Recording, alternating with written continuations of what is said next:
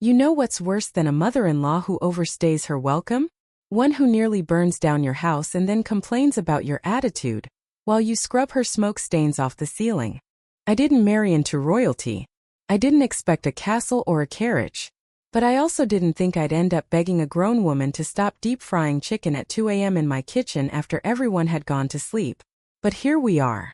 My name's Jenna. I'm 31, married to a man named Lucas, and we live in a modest but cozy 3-bedroom house in Oregon. Lucas is wonderful, kind, supportive, and most of the time, the bridge between me and his very intense mother. Her name's Doreen, but she insists on being called Mama D. I knew from the beginning that she was going to be a challenge. She once brought her own curtains to hang in our guest room, because my spirit can't rest under polyester. Okay, eccentric, sure, but not evil. At least that's what I told myself. This whole nightmare started 3 months ago when Doreen was evicted from her apartment. According to her, the landlord was racist against spiritual energy. According to the eviction notice Lucas saw, she hadn't paid rent in 4 months. Naturally, we took her in. I wasn't thrilled, but I couldn't say no. That would make me the evil daughter-in-law who left an old woman on the street. So we prepared the guest room, made her comfortable, and I braced myself. First, it wasn't too bad. She kept to herself, spent hours arranging crystals on the windowsills and burning sage. Lucas actually found her funny in a kooky sitcom kind of way. But I started seeing signs of storm clouds. She'd reorganize my pantry without asking, replacing my labeled mason jars with unlabeled brown paper bags because glass traps spirits. She took over the living room TV with her vintage VHS tapes of The Healing Mother. She even gave our dog herbal tea instead of water for a full day until I lost it and switched it back. Still, I smiled. I took deep breaths. I told myself, this is temporary. But then she refused to leave. Every week, I gently asked Lucas if he'd spoken to her about her next steps. He always deflected. She's still figuring things out. She's been through a lot. It's only been a few weeks. Weeks turned into a month. Then 2. Then, on a Saturday night around 1:45 a.m. I woke up coughing. Thick smoke was creeping under the bedroom door. I sprinted into the hallway, heart pounding, and nearly slipped on the tile. Doreen stood in the kitchen, robe flapping, holding a pot overflowing with boiling oil. Flames were licking up the side of the stove. The smoke alarm was going berserk. "What are you doing?" I screamed, racing for the fire extinguisher. "I was making fried okra," she yelled back, like that was a reasonable thing to do at 2 in the morning. "You know I get snacky after moon meditation." Lucas rushed in right behind me and helped put out the flames. Thank God for the extinguisher. The cabinets were scorched, the ceiling above the stove blackened, and the smell, Jesus, the smell was like death soaked in peanut oil. Doreen had the audacity to laugh. "I guess this place needed a good cleanse," she said, waving her crystal necklace at the charred wall. I was shaking. Absolutely shaking. She never said sorry. Not once. Not that night. Not the next morning. Not even when I spent 3 full weeks scrubbing, repainting, deodorizing, and replacing what she ruined. Lucas offered to help, but between his job and trying to mediate between us, I mostly did it alone. She just kept floating around the house, trailing incense and muttering about the universe purging toxicity. I'm pretty sure by toxicity, she meant me.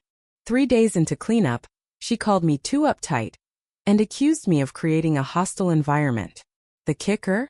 She told Lucas she was worried I had demonic energy because I wouldn't let her make bone broth in my blender anymore. I couldn't take it. One night I pulled Lucas aside and said it was me or her. Not in a dramatic ultimatum way, just facts. I couldn't live in my own home while someone who nearly burned it down judged me for not being spiritual enough to forgive her. Lucas looked heartbroken. I could see how torn he was. But he finally agreed to talk to her. That talk was a disaster. Doreen said I was trying to excommunicate her and that if she left, she'd be homeless and heartbroken. She even packed a little bag, stood in the front yard, and cried until the neighbors came out and asked if she needed help. I swear she's part soap opera villain, part toddler. Here's where the twist came in though, and I didn't see it coming. The day after her dramatic yard performance, I got a call from a woman named Valerie. She introduced herself as Doreen's estranged sister. Valerie had seen a Facebook post I made in a private support group about toxic in-laws and recognized some of the details. Apparently, Doreen had stayed with her too for 5 months before nearly flooding her bathroom and blaming aggressive water spirits. She'd left Valerie's house with a broken toilet, 2 stolen candles, and a bill for psychic healing services in her name. Valerie was sweet, a little exasperated, but she said something that made my spine straighten. "You need to stop cleaning up her messes. She thrives on chaos. She needs someone to blame." That was the moment I realized I wasn't crazy. I wasn't being mean. I was being manipulated. Armed with that clarity, I told Lucas that his mom had to go. Period. I gave her a 2-week deadline and even offered to pay for a temporary stay at a women's shelter with support services. I said it calmly, firmly. She lost it. Threw a ceramic mug at the wall, one of mine of course, screamed that I was turning her son against her, and locked herself in the guest room. But this time, I didn't chase after her. I didn't apologize for hurting her feelings. I just waited. 2 weeks later, Lucas helped her pack her things into her rusted SUV. She didn't look at me as she drove away. Not even once. And still. She never apologized. Not for the fire. Not for the damage. Not for the weeks I spent cleaning while she critiqued my energy. That was 3 weeks ago. The house still smells faintly of burnt oil when the weather is humid. But it's quiet now. Peaceful. Mine again. Sometimes I find myself staring at the spot above the stove where the cabinet used to be, wondering if maybe I imagine the whole thing. But then I look down at the small, fire-singed crystal she left behind on the windowsill. A reminder. I didn't burn the house down. But I did finally draw the line. I thought that would be the end of it. Doreen was gone. The house felt lighter. Lucas and I even shared a quiet breakfast the next morning without incense smoke wafting in our faces or unsolicited lectures about Himalayan salt. I almost allowed myself to believe that we could go back to being normal. But people like Doreen don't exit quietly. They leave a trail. It started subtly. A few days after she left, I noticed someone had left a handwritten note in our mailbox and signed, written in lavender ink on torn notebook paper. It said, "I pray for those who force separation between mother and son. What goes around comes around." I thought it was some weird neighborhood prank at first, until I found another note tucked into our screen door. This time sealed with melted wax and smelling faintly of patchouli. The message: "The kitchen may be clean, but your aura reeks of guilt." I showed both to Lucas. He sighed, sat down heavily at the table, and rubbed his eyes like he hadn't slept in days. "She's trying to guilt-trip us," he said flatly. Not just me. That was a win, I guess. But even as he agreed it was too much, he still couldn't bring himself to confront her directly. He blocked her number temporarily. He said, but I caught him looking through his phone late at night, like he was waiting for her to break through. I didn't blame him. She's his mom. She raised him mostly on her own. He told me once, after his dad bailed when Lucas was 12. I understood the weight of loyalty, but I was also tired of being the villain in someone else's narrative. And then came the fire inspector. Not for our house. For hers. It turned out Doreen hadn't been homeless after all. She'd moved in temporarily with a friend from her chakra circle. A woman named Estelle who lived 2 towns over in a fixer-upper bungalow. Estelle, bless her poor trusting soul, had let Doreen stay in her spare room. 3 weeks later her kitchen caught fire. Different stove. Same story. Apparently, Doreen had left a burner on to keep the energy warm for manifestation, then went outside to bury a jar of bay leaves in the backyard. Estelle called the fire department. The damage was worse than ours: roof smoke damage, a melted microwave, the works. And again no apology. Just excuses and finger-pointing. I found out because Estelle messaged me privately. Valerie, the estranged sister, had told her about me. Estelle wanted to know if I'd also had an incident. I told her I had more than an incident. I had war flashbacks. We ended up talking for nearly an hour. 2 women, strangers, bonded over shared trauma that smelled like burnt oil and lavender. Estelle cried when she told me she'd lost recipes that were written by her grandmother. One she'd kept on index cards in a kitchen drawer that didn't survive the flames. I cried too. But more than that, I got angry. Not fiery, impulsive anger. Cold, slow-burning anger that simmered in my chest while I did the dishes, folded laundry, scrubbed another smudge off the backsplash that still hadn't come clean since that night. I told Lucas I wanted to host a dinner. Just us. A reset. He agreed. He even bought candles. We made roasted chicken with rosemary, set the table and put on music, no chanting, no sound bowls. Just old jazz and the soft clinking of silverware. Halfway through the meal, Lucas cleared his throat. She left me a voicemail, he said. I didn't even have to ask who she was. She said she might be moving out of state. New Mexico, maybe. To recharge spiritually. He smiled a little, but it didn't reach his eyes. I nodded. Maybe that's good. A fresh start. He hesitated. She also asked if we could store some of her boxes in the garage. Just temporarily. I dropped my fork. I didn't raise my voice. I didn't cry. I just looked at him and said, Lucas, if even one of those boxes comes into this house, I'm leaving. He blinked, stunned. Then quietly nodded. Okay. I won't bring them. And just like that, the weight lifted again. It didn't stay gone, of course. The universe loves irony. The next week, I got a call from the police. Not because Doreen did anything criminal yet, but because she'd reported a break-in at her temporary home. Nothing was stolen, but the lock had been changed. By Estelle, who'd had enough. Doreen naturally blamed me. Said I'd turned everyone against her. She claimed I was plotting to erase her presence from her son's life. And when that didn't work, she did what she always does, turn to guilt. I got a letter in the mail a few days later. In it were photos of Lucas as a baby on a blanket, in her arms, chubby and smiling. The note attached read, You stole my son. Remember who held him first. It was grotesque. And manipulative. But worst of all, it worked. Lucas cried when he saw the photos. He didn't say much. Just sat in silence for a while, eyes red, wiping at his nose like a kid himself. That night, I curled up beside him in bed, rested my head on his chest and whispered, You don't have to choose. You just have to protect us. He nodded, held me tighter. But I knew this wasn't over. It wasn't just about a kitchen, or notes, or boxes. It was about boundaries, the ones I kept drawing and the ones she kept erasing. So I made a decision. If she wasn't going to stay away, I'd make it official. The next morning, I looked up Oregon's legal resources and filed for a no-contact order. I had proof of harassment, photos of the notes, witness statements from Estelle and Valerie, even a copy of the fire report. It wasn't easy, and I felt a strange mix of shame and power walking into that courtroom, like I was betraying someone but also protecting myself. Lucas didn't stop me. He came with me. And when the judge approved the temporary order, I felt breathless. Like I'd been holding my lungs hostage for months and finally exhaled. That night, we toasted with cheap wine in chipped mugs. I fell asleep with a peace I hadn't known since the fire. It's been 2 months since then. Doreen didn't contest the order. She left the state. She called Lucas one last time to say goodbye. He didn't pick up. He saved the voicemail. Played it for me one night. It was calm, distant. Almost resigned. Tell Jenna I hope she finds the healing she needs, Doreen said. The irony nearly knocked me off the couch. But I didn't laugh.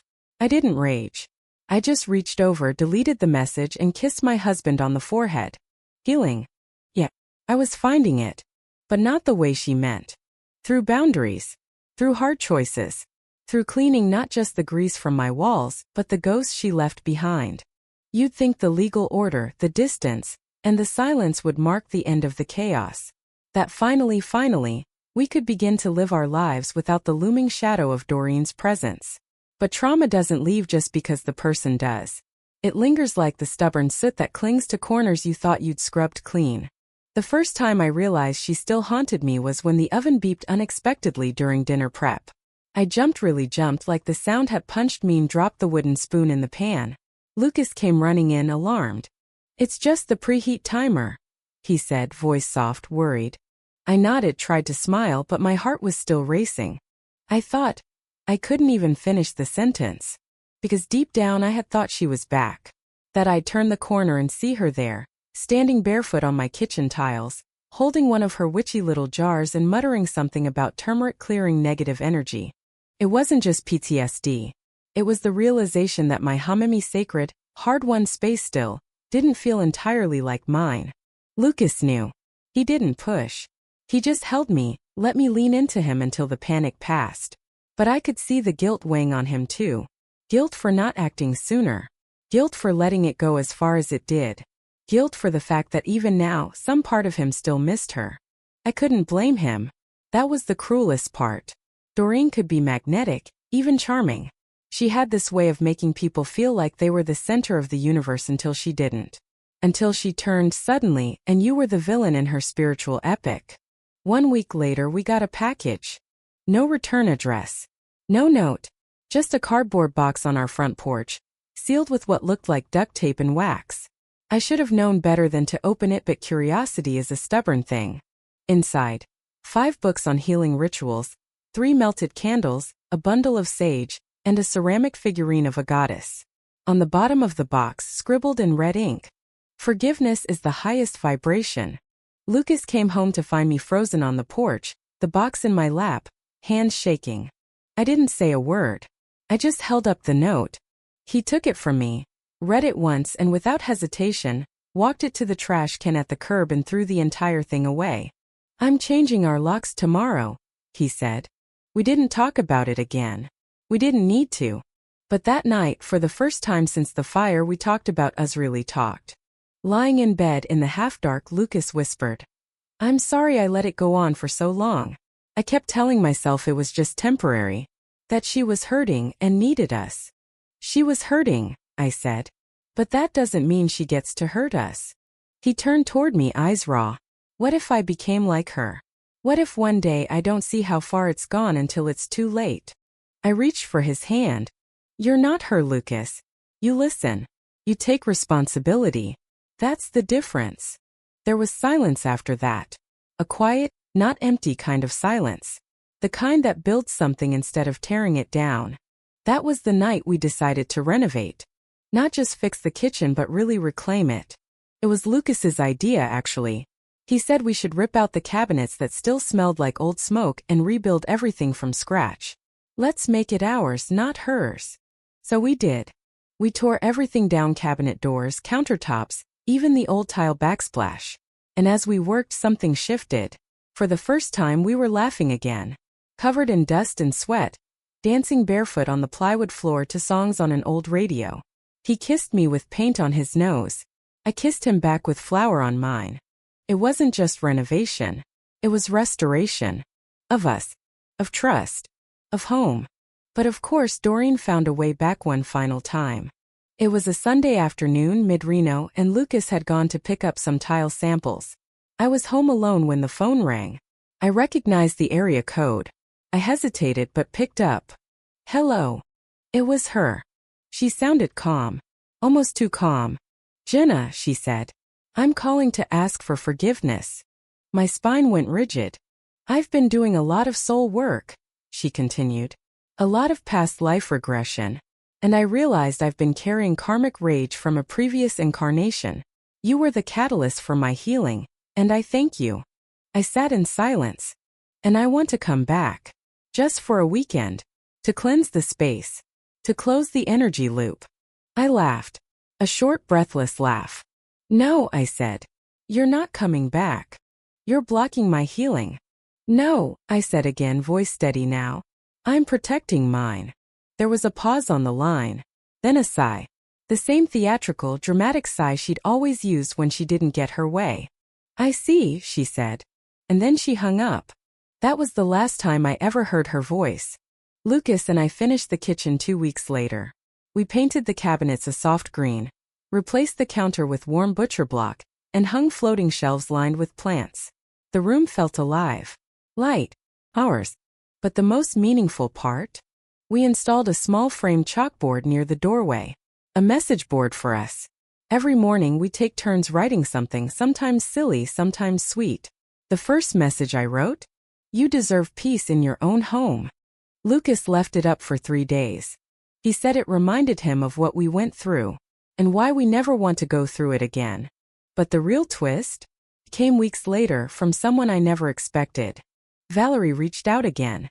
She told me that Doreen had been living out of a borrowed camper parked behind a thrift store in Arizona. That she was sick. Something about a recurring lung issue, probably all the incense and candle smoke catching up to her. Valerie said she wasn't asking for money or a visit. Just that someone knew. I didn't know what to say. I didn't feel triumphant. Or vindicated. I felt hollow. Because no matter how many boundaries I set, a part of me had still been hoping she'd change. That someday she'd knock on the door not with crystals or sage, but with sincerity. She never did. Instead, she vanished into the same spiritual fog she always hid behind. But here's what I've learned through all this. Forgiveness doesn't require forgetting. Compassion doesn't mean self-sacrifice. And peace? Peace is the sound of your own thoughts in your own kitchen, uninterrupted, unchallenged, and unburned.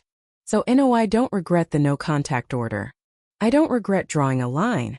Because sometimes survival looks like defiance. Sometimes love means telling someone no. And sometimes the bravest thing you can do is reclaim the fire that tried to consume you. Weeks passed. The fall chill crept in through the windows, and with it came a stillness in the house that I hadn't felt in over a year. Not the stillness of tension or dread, but of calm, of safety. I hadn't realized how foreign that feeling had become. One Saturday morning, as golden light poured into our newly renovated kitchen, Lucas sat across from me with a steaming mug of coffee and said, "It doesn't feel like a battlefield anymore." I smiled. "No. It feels like home." We had settled into a new rhythm. The renovation had become more than just an act of healing. It was our way of rewriting everything that had gone wrong. We didn't just fix what was broken. We made space for something new to grow. We started cooking together again, real meals. I'd forgotten how much joy there was in that. In the simple act of him reaching over to taste sauce off a wooden spoon, in the sound of laughter over sizzling pans, in dancing barefoot on the tile to a Frank Sinatra song while a roast was in the oven. We hosted friends. We opened our doors again, and with them our hearts. There were Sunday brunches, board game nights, even a surprise birthday dinner for my sister, where Lucas made a homemade chocolate tart from scratch. No one burned anything. No sage smudging. No unsolicited lectures about auras. Just people. Just love. But healing is never linear. One morning, while organizing a forgotten box in the garage, I found something wedged beneath an old blanket. A ceramic spoon rest. Hand-painted. Cracked at the edge. It had belonged to Doreen. I froze. It must have slipped through the cracks when she moved out. It was the last physical reminder of her in our home. The final ghost. I held it for a long time, torn between two instincts, smashing it into pieces or packing it away and pretending I never saw it. But I didn't do either. I walked it out to the trash and dropped it in without ceremony. Not as an act of spite, but as a quiet declaration to the universe. I am done cleaning up your messes.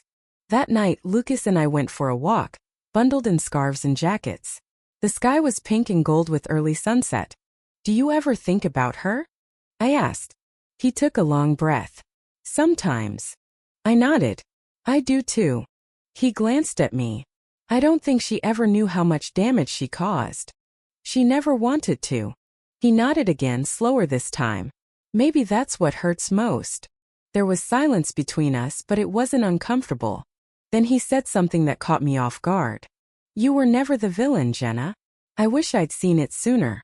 You were the only one brave enough to protect the life we were building." I swallowed hard. "I just wanted peace." "And you got it," he said. "You gave it to both of us." That night, after we returned home, Lucas brought out an old photo album from our wedding. I hadn't looked at it in years, partly because Doreen had inserted herself into so many of the photos. Always center frame. Always commanding attention. I remember how she wore white to our wedding. Said it was cream, not bridal. I didn't fight her that day. I had bigger dreams to hold on to. But now, flipping through those photos, I didn't feel anger. I just saw a younger version of myself, smiling, hopeful, full of love. A woman who thought love meant keeping the peace at all costs. A woman who thought boundaries were walls, not bridges. How much I'd learned. In the following weeks, we got a letter from Valerie again. Doreen was in a care facility. She'd taken a fall and broken her hip. She had no insurance. Valerie had tracked down a second cousin in Utah to help with logistics. There was no request for money or involvement, just an update. A ripple in the water. I felt strange reading it. I didn't feel hatred, or rage, or even satisfaction. I felt grief. Grief for what could have been. For the mother-in-law I hoped she'd be. For the relationship I naively believed we could build. Lucas didn't want to visit. He didn't say it outright, but I saw it in the way he clenched the letter, the way his eyes got that far away, looked like he was remembering things he didn't want to remember. I didn't push. Instead, we focused on building forward. On our own terms.